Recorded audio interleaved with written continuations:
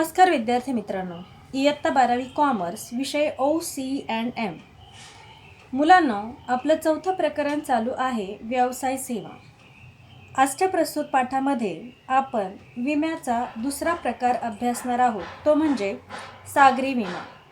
मुलांनो, सागरी विमा हे नाव ऐकल्यानंतर तुम्हाला एक गोष्ट मात्र नक्की लक्षात आली असेल की सागरी विमा ही संकल्पना नेमकी काय आहे.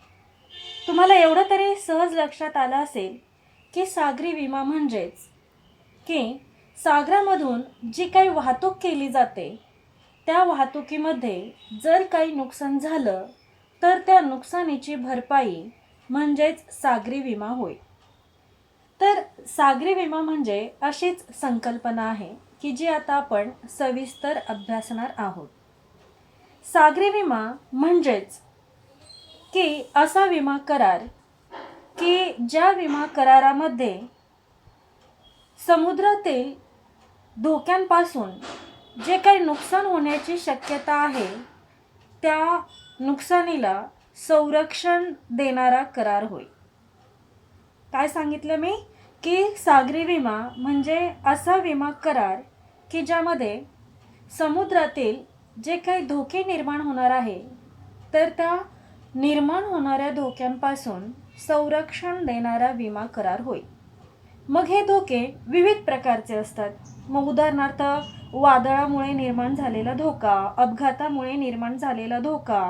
मग या धोक्यामध्ये जीवित हानी पण होऊ शकते, मालमत्तेची हानी होऊ शकते, जहाजाचं नुकसान होऊ शकतं किंवा जहाजामुळे त्या मालाच्या वाहतुकीमुळे जे काही भाडं मिळणार असतं त्याचं सुद्धा नुकसान होऊ शकतं. तर या नुकसानीची भरपाई या विमा करारामध्ये विमाधारकाला करून घेता येत असते. तर असा हा विमा प्रकार म्हणजेच सागरी विमा होय की थोडक्यात समुद्रातील धोक्यांपासून संरक्षण देणारा विमा करार म्हणजेच सागरी विमा होय. आता या सागरी विम्याचे विविध प्रकार पडतात, तर ते प्रकार आपण क्रमाक्रमाने अभ्यासूयात. पहिला प्रकार आहे प्रवास विमा. यालाच वोएज पॉलिसी असं म्हटलं जातं. आता हा प्रवास विमा म्हणजे नेमकं काय, तर प्रवास विमा हा सागरी प्रवासादरम्यान जे काही अपघात होत असतात तर त्या अपघातासाठी घेतलेला विमा असतो. परंतु याच्यामध्ये एक महत्त्वाची बाब असते की या विम्याचा कालावधी हा निश्चित नसतो. याचा कालावधी हा निश्चित नसतो. कालावधी निश्चित असत नाही. म्हणजे कितीही कालावधीसाठी, समजा एका ठिकाणाहून दुसऱ्या ठिकाणी जाण्यासाठी एखाद्या जहाजाला 4 ते 5 दिवस लागत असतील किंवा 4 ते 5 महिने जरी लागत असतील तरी सुद्धा म्हणजे या प्रकारामध्ये कालावधी हा निश्चित असत नाही. कितीही कालावधी, समजा एखाद्या ठिकाणी जाण्यासाठी 10 दिवस लागत असतील, तिथे जर 20 दिवस लागले तरी सुद्धा हा विमा त्या मालासाठी लागू होत असतो. म्हणजेच यालाच प्रवास विमा असं म्हटलं जातं. याची महत्त्वाची बाब म्हणजे काय की या प्रवासी विम्याचा कालावधी हा काय निश्चित नसतो. म्हणजे जेवढ्या कालावधीपर्यंत ते जहाज प्रवास करत असेल तेवढ्या कालावधीसाठी हा विमा संरक्षित केलेला असतो. आणि या विमा प्रकारामध्ये जेव्हा जहाज प्रवास सुरू करेल तेव्हापासूनच संरक्षण कालावधी सुरू होतो. म्हणजे जहाजाने बंदर सोडल्यानंतर या विम्याचा कालावधी हा सुरू होत असतो. त्यानंतर दुसरा विमा प्रकार आहे तो म्हणजेच वेळ विमा. त्यालाच टाईम पॉलिसी असं म्हटलं जातं. आता हा जो वेळ विमा आहे तो प्रवास विम्याच्या थोडा वेगळा आहे. कारण याच्यामध्ये काय आहे की या विमा प्रकारामध्ये जो कालावधी आहे तो कसा असतो, निश्चित असतो. कालावधी कसा असतो, निश्चित कालावधी असतो. म्हणजे कालावधी ठरलेला असतो, 4 दिवस, 5 दिवस, 10 दिवस किंवा 1 महिना, 2 महिना. तर असा हा कालावधी ठरलेला असतो. तर त्यालाच वेळ विमा असं म्हटलं जातं. हा कालावधी जो आहे तो सर्वसाधारणपणे 1 वर्षापर्यंतच मर्यादित असतो. कालावधी किती वर्षाचा असतो? 1 वर्ष. आता हा जो वेळ विमा आहे, हा वेळ विमा नेमका कोणत्या कारणासाठी उपयोगी होऊ शकतो? की जर समजा एखाद्या जहाजाला सततच प्रवास करावा लागत असेल, सततच माल वाहतूक एका ठिकाणाहून दुसऱ्या ठिकाणी करावी लागत असेल, तर अशा वेळेस सतत विमा उतरविण्यापेक्षा हा वेळ विमा उतरवला जातो. याला समय विमा असंही म्हटलं जातं. म्हणजे सतत जर जहाज प्रवास करत असेल, समजा भारतामधून श्रीलंकेला जर मालाची वाहतूक करायची असेल आणि जर समजा त्यांच्या जर सतत फेऱ्या होत असतील, तर प्रत्येक फेरीसाठी स्वतंत्र विमा न उतरवता हा वेळ विमा घेतल्यास त्या कालावधीमध्ये म्हणजे 1 वर्ष संपेपर्यंत, तो कालावधी संपेपर्यंत ते जे काही जहाज आहे किंवा जी वाहतूक आहे त्यावरील माल जो आहे तर ते संरक्षित केलं जातं. म्हणजे तो कालावधी आहे, निश्चित कालावधी. मग कालावधी केवढाही असू शकतो, 6 महिने, 5 महिने, 4 महिने. जास्तीत जास्त मात्र याचा कालावधी किती आहे? 1 वर्ष आहे. आता दुसरं महत्त्वाचं म्हणजे की हा जो वेळ विमा आहे, हा वेळ विमा विमाधारक सातत्याच्या किंवा निरंतर अटीचा समावेश करू शकतो. म्हणजे याचा अर्थ असा आहे की जर समजा एखाद्या भारतामधून जर जहाज श्रीलंकेला जात असेल आणि जर समजा श्रीलंकेला जात असेल आणि 1 वर्ष संपल्यानंतर पुढे 5 दिवस किंवा 4 दिवस अजून त्या जहाजाला प्रवास करायचा आहे, तो प्रवास केल्यानंतरच ते जहाज श्रीलंकेला पोहोचेल. मग अशा वेळेस मात्र या विमा करारामध्ये अशी एक अट असते की त्या अटीचा अर्थ असा होतो की त्या अटीदरम्यान जर समजा 1 वर्ष पूर्ण झाल्यानंतर सुद्धा 2-3 दिवसांनी ते जहाज दुसऱ्या देशातील बंदरावरती पोहोचणार आहे, तर अशा वेळेस ते जहाज बंदरावर पोहोचेपर्यंतचा कालावधी विचारात घेतला जातो. म्हणजे ते 2-3 दिवस वाढवून दिले जातात. अशा प्रकारची या वेळ विमा करारामध्ये अट घातलेली असते. त्यानंतर तिसरा विमा प्रकार म्हणजेच मिश्र विमा. यालाच मिक्स्ड पॉलिसी असं म्हटलं जातं. मग मिश्र विमा म्हणजे कोणता मिश्र विमा? तर प्रवास विमा आणि वेळ विमा यांचा संयुक्त विमा, या विम्यांचं एकत्रीकरण म्हणजेच मिश्र विमा होय. कोणता विमा?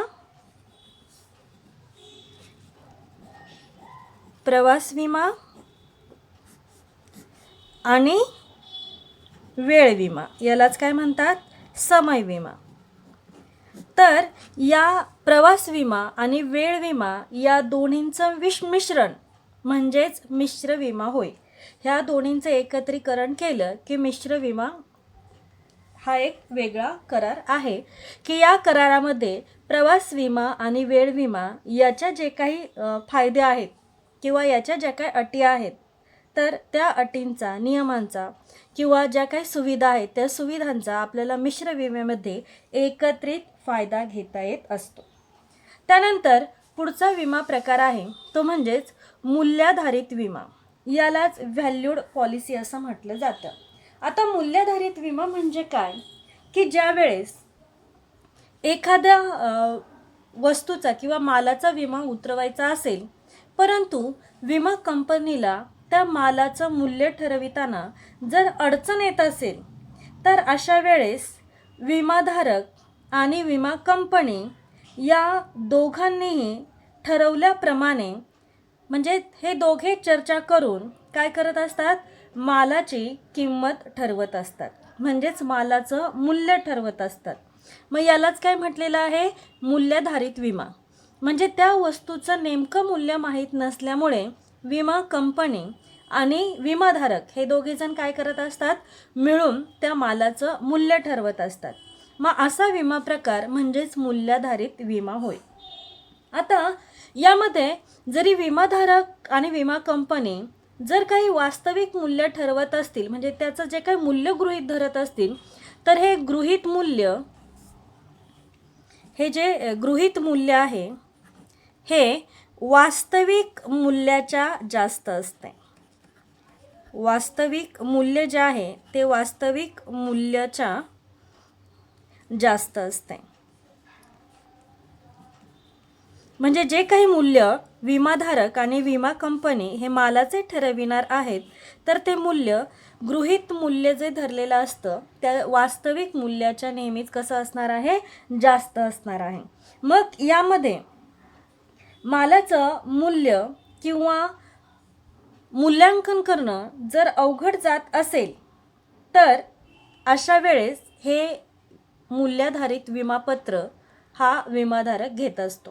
कारण मालाचं मूल्य काढणं त्याला कठीण जात असतं. मग अशा वेळेस विमाधारक आणि विमा कंपनी दोघे मिळून हे मूल्य काढत असतात. दुसरं महत्त्वाचं म्हणजे हे जे मालाचे मूल्य आहे, मालाचे मूल्य काढताना त्यामध्ये मालाची किंमत, त्याचबरोबर भाडं, जहाजाचा खर्च आणि 10 ते 15% या दरम्यान असणारा नफा हा गृहीत धरला जातो. म्हणजे ह्या गृहीत मूल्यामध्ये काय काय धरलं जातं की मालाची किंमत, म्हणजे मालाची जी किंमत आहे ती, त्या मालाच्या किमतीबरोबरच काय धरलं जातं, मालाचं भाडं, जहाजाचा खर्च म्हणजे जो वाहतुकीचा खर्च आहे तो, आणि सर्वसाधारणपणे 10 ते 15% नफा, एवढं मूल्य हे गृहीत मूल्यामध्ये काय केलं जातं, अधिक केलं जातं. त्यानंतर पुढचा विमा प्रकार आहे तो म्हणजेच ब्लँकेट विमा. याला संपूर्ण विमा किंवा सर्वसमावेशक विमा असं म्हटलं जातं. काय म्हटलं जातं, सर्वसमावेशक विमा असं म्हटलं जातं. आता नाव पाहिल्यानंतर तुम्हाला एक गोष्ट लक्षात आली असेल की हा जो विमा आहे सर्वसमावेशक विमा आहे. कसा आहे, सर्वसमावेशक विमा. मग सर्वसमावेशक विमा म्हणजे काय की ज्यावेळेस विमा करार करत असताना ज्या विमा करारामध्ये जास्तीत जास्त मर्यादा असतात, तर जास्तीत जास्त मर्यादांसाठी हा विमा करार केला जातो. म्हणजे थोडक्यात जास्त जे प्रकार आहेत की ज्यामुळे जास्त प्रमाणात नुकसान होऊ शकतं, असे जे प्रकार असतात की काही प्रकारांमध्ये फक्त आगीपासून संरक्षण असतं, काही प्रकारांमध्ये फक्त चोरीपासून संरक्षण असतं. तर हा जो प्रकार आहे की सर्वसमावेशक, की यामध्ये जास्तीत जास्त विषयापासून, जास्तीत जास्त घटकांपासून होणारं नुकसान, तर ते विचारात घेतलं जातं. मग असा जो विमा आहे हा सर्वसमावेशक विमा आहे असं म्हटलं जातं. की याची जी मर्यादा आहे जास्त ठेवायची असेल तर त्यासाठी हा सर्वसमावेशक विमा घेतला जातो. साहजिकच हा सर्वसमावेशक विमा असल्यामुळे या विम्याची रक्कम विमा करार करतानाच सर्वच्या सर्व भरायची असते. म्हणजे ज्यावेळेस विमाधारक आणि विमा कंपनी यांच्यामध्ये विमा करार होत असतो त्यावेळेस या प्रकारामध्ये विमाधारकाने जी काही विम्याची रक्कम आहे ती सर्वच्या सर्व एकाच वेळेस अगोदरच भरावी लागते. त्यानंतर या विमा करारामध्ये जो काही करार होत असतो त्या करारामध्ये वस्तूंबाबत संपूर्ण आणि परिपूर्ण माहिती ही द्यावी लागत असते. मग त्यामध्ये जर समजा त्या वस्तूंचं स्वरूप काय असेल किंवा प्रवास कुठे कुठे होणार आहे, कुठे कुठे ते जहाज थांबणार आहे, त्यानंतर त्या जी काही माहिती आहे मालाची किंमत वगैरे त्याचं मूल्य, ही संपूर्ण माहिती या विमा करारामध्ये विमाधारकाला द्यावी लागत असते. त्यानंतर पुढचा प्रकार आहे बंदर जोखीम विमा. आता बंदर जोखीम विमा म्हणजे काय की ज्यावेळेस हा विमा प्रकार म्हणजेच जहाज बंदरावर असेपर्यंतच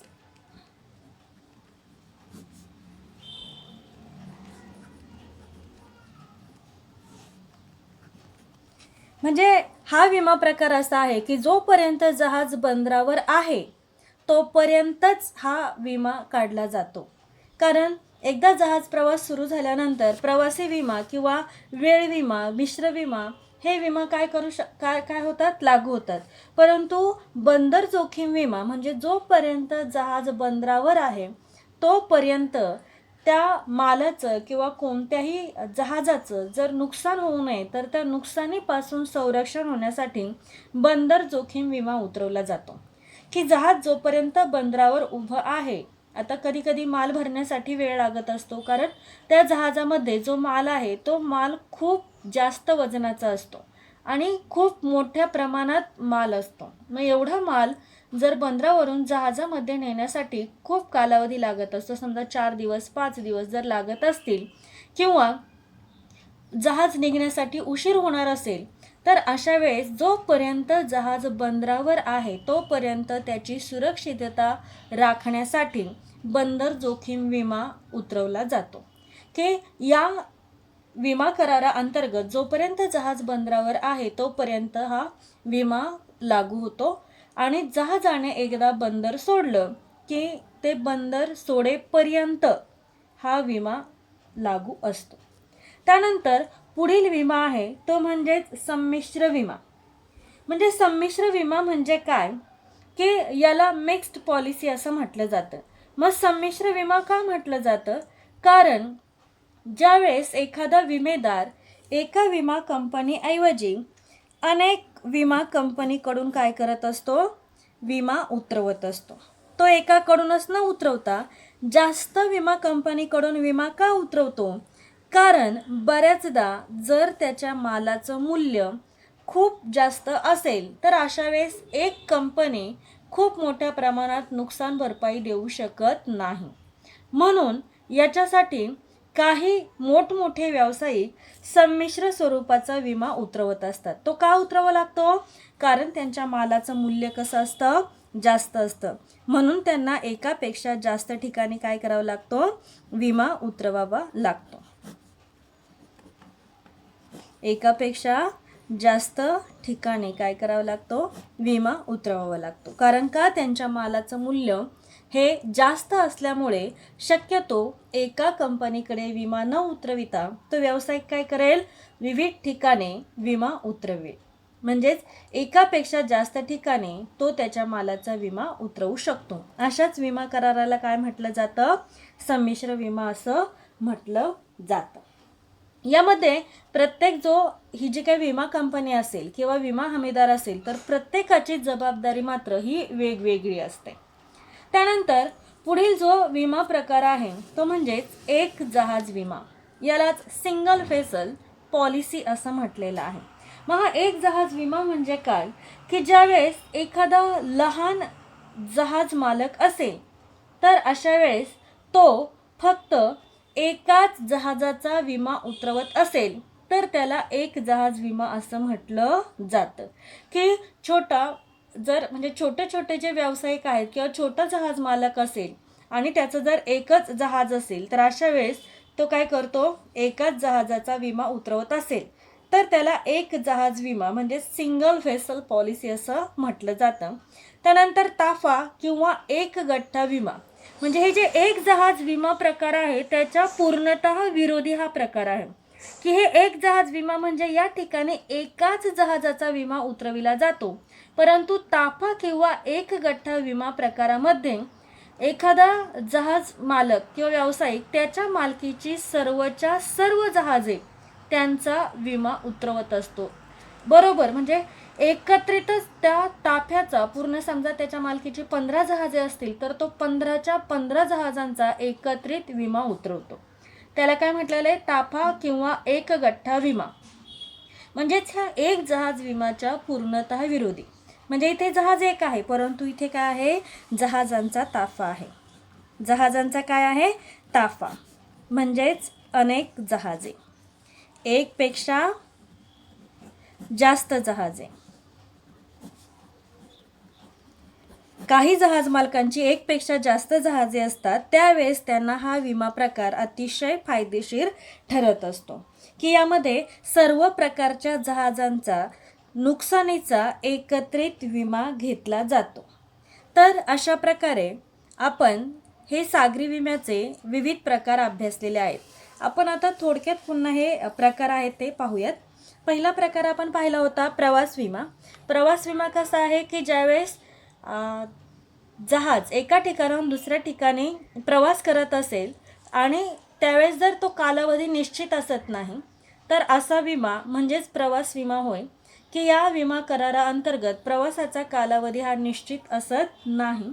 म्हणजे जेव्हा प्रवास सुरू होतो तेव्हापासून हा विमा करार लागू होतो, विम्याचं संरक्षण लागू होतं आणि प्रवास संपल्यानंतरच हा विमा करार त्याचं संरक्षण संपतं. त्यानंतर दुसरा आहे वेळ विमा.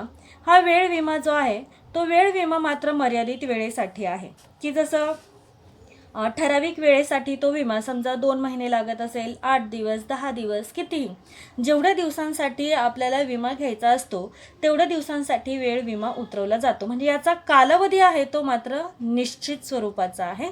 शक्यतो याचा जास्तीत जास्त कालावधी 1 वर्षाचा असतो. आता हा जो विमा प्रकार आहे हा कोणाला फायदेशीर ठरणार आहे, की जर समजा एखाद्या जहाजाला सतत प्रवास करावा लागत असेल तर अशा वेळेस हा वेळ विमा घेतला तर एकदमच जे काही किती वेळा प्रवास करावा लागला तरी सुद्धा एकाच वेळेस त्या जहाजाचा विमा उतरवणं त्यांना सोपं जात असतं. यामध्ये अजून दुसरं महत्त्वाचं असं आहे की जर समजा या विमा करारामध्ये अजून एक अट ठेवलेली आहे की आता जर समजा 1 वर्षाच्या कालावधीचा विमा उतरवलेला आहे आणि जहाज एका ठिकाणाहून दुसऱ्या ठिकाणी ते पोहोचत असेल, प्रवास करत असेल, परंतु जहाज मध्येच असताना त्यांचा प्रवासाचा जो काही विमा आहे तो संपलेला आहे, म्हणजे विम्याचा कालावधी संपलेला आहे, परंतु अजून 2-4 दिवस जर जहाजाला दुसऱ्या ठिकाणी पोहोचण्यासाठी कालावधी लागत असेल तर अशा वेळेस ते जहाज दुसऱ्या ठिकाणी पोहोचेपर्यंतचा कालावधी हा विम्याने संरक्षित केला जातो. म्हणजे ती एक प्रकारची एक वेगळी अट असते. ती अट जर या विमा करारात टाकली तर विमाधारकाला त्याचा मोठ्या प्रमाणात फायदा होत असतो. त्यानंतर तिसरा आहे मिश्र विमा. मिश्र विमा म्हणजेच हा प्रवास विमा आणि वेळ विमा यांचं एकत्रीकरण आहे, की या विम्याअंतर्गत ह्या दोन्ही विमा करारांचा फायदा घेता येत असतो. त्यानंतर चौथा आपण पाहिला होता मूल्याधारित विमा. मूल्याधारित म्हणजे मूल्य काढलं जातं. मूल्य कशाचं काढलं जातं? मालाचं.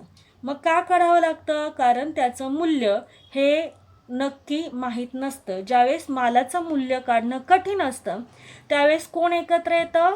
विमाधारक आणि विमा कंपनी दोघे जण मिळून काय करतात? मालाचं गृहीत मूल्य काढतात.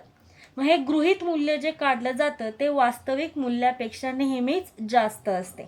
मग हे गृहीत मूल्यामध्ये कोणत्या कोणत्या खर्चांचा समावेश केला जातो, की गृहीत मूल्यामध्ये मालाची किंमत धरली जाते, मालवाहतुकीचं भाडं धरलं जातं, जहाजाचा खर्च आणि अधिक नफासुद्धा धरला जातो. त्यानंतर पुढील प्रकार आहे ब्लँकेट विमा. याला संपूर्ण विमा किंवा सर्वसमावेशक विमा असं म्हटलं जातं. म्हणजे हा विमा प्रकार काय आहे, की एकापेक्षा जास्त कारणांसाठी घेतलेला विमा म्हणजेच सर्वसमावेशक किंवा ब्लँकेट विमा होय, ब्लँकेट पॉलिसी होय, की ज्यावेळेस कारणांची मर्यादा ही वाढवली जाते त्यावेळेस त्याला सर्वसमावेशक विमा असं म्हटलं जातं. या विमा प्रकारामध्ये विम्याची रक्कम म्हणजे जो काही हप्ता आहे तो विमाधारकाला करार झाल्यानंतर लगेच सर्वच्या सर्व रक्कम द्यावी लागते. या विमा करारामध्ये वस्तूची संपूर्ण माहिती ही विमाधारकाला विमा कंपनीला द्यावी लागते. मग त्यामध्ये वस्तूचं प्रकार असेल किंवा त्याचं स्वरूप असेल, वैशिष्ट्य असेल किंवा माल वाहतूक होत असताना ते जहाज आहे कुठे कुठे थांबणार आहे, म्हणजे त्याच्या प्रवासाची ठिकाणे किंवा कोणत्या मार्गाने ते प्रवास करणार आहे ती माहिती द्यावी लागत असते. त्यानंतर 6वं आपण पाहिलं होतं बंदर जोखीम विमा. बंदर जोखीम विमा म्हणजे काय? जोपर्यंत जहाज बंदरावर आहे, जोपर्यंत जहाज बंदरावर आहे तोपर्यंत जी काही जोखीम किंवा जे होणारं नुकसान आहे त्यासाठी काढला जाणारा विमा. म्हणजे जहाज बंदरावर असेपर्यंत जो विमा काढला जातो त्याला बंदर जोखीम विमा असं म्हटलं जातं. एकदा का जहाजाने बंदर सोडलं की त्याचा विम्याचा कालावधी संपतो. त्यानंतर संमिश्र विमा. संमिश्र विमा म्हणजे काय? त्यालाच मिक्स्ड पॉलिसी असं म्हटलेलं आहे, की संमिश्र विमा ज्यावेळेस विमाधारकाचा जो काही माल आहे तर तो माल खूप जास्त रकमेचा असेल तर तो अशा वेळेस काय करतो? वेगवेगळ्या ठिकाणी मालाचा विमा उतरवतो. म्हणजे एकापेक्षा जास्त विमा कंपनीकडे मालाचा विमा उतरवतो. त्यामुळे त्याला संमिश्र विमा असं म्हटलं जातं. मग या अंतर्गत जरी 3 जरी किंवा 4 किंवा 5 जेवढे काही विमा कंपन्या असतील की ज्यांनी मालाचा विमा उतरविलेला आहे तर त्या प्रत्येकाची देयतेची जबाबदारी ही वेगवेगळी असू शकते. त्यानंतर एक जहाज विमा म्हणजेच ज्या वेळेस ताफ्यातील फक्त एकाच जहाजाचा विमा उतरवला जातो त्यावेळेस त्याला एक जहाज विमा असं म्हटलं जातं. किंवा कधीकधी एखादा व्यावसायिक जर त्याच्या मालकीचं एकच जहाज असेल तर त्यावेळेस तो जो विमा उतरवतो त्यावेळेस त्याला एक जहाज विमा असं म्हटलं जातं. आणि या उलट संकल्पना म्हणजेच ताफा किंवा एक गठ्ठा विमा म्हणजेच याच्या पूर्णतः विरोधी, की ज्यावेळेस व्यावसायिक एकाच वेळी अनेक जहाजांचा विमा एकत्रित उतरवतो त्याला ताफा किंवा एक गठ्ठा विमा असं म्हटलं जातं. म्हणजे या ठिकाणी काय आहे, एकपेक्षा जास्त जहाजे, मग समजा 2 असतील, 3, 4, 5 जेवढे असतील तेवढ्या जहाजांचा नुकसान होण्यापासून संरक्षण मिळण्यासाठी त्या जहाजाचा मालक काय करेल की ताफा किंवा एक गठ्ठा या प्रकारचा विमा तो उतरवेल. अशा प्रकारे मुलांनो तुम्हाला सागरी विम्याचे विविध प्रकार आजच्या लेक्चरमध्ये अभ्यासण्यास मिळालेले आहे. तर अशा प्रकारे आजचं हे आपलं लेक्चर इथेच संपलं. धन्यवाद.